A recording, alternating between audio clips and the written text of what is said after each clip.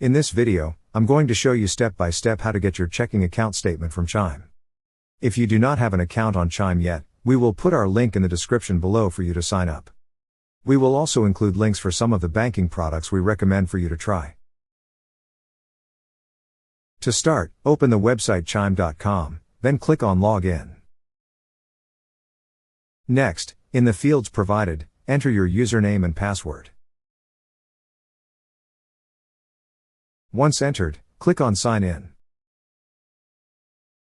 Once you're signed in, you will see an option for more at the upper right corner of the screen.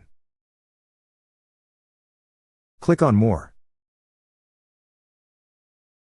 On the drop-down list, you will see an option for Settings. Click on Settings. Next, on this page, scroll down to the bottom.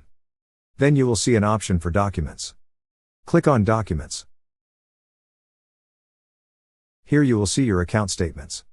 Under Accounts, click on the drop-down arrow and select to show only the checking statements.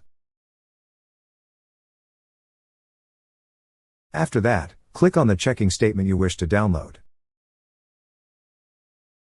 That's how you get your Chime checking account statement.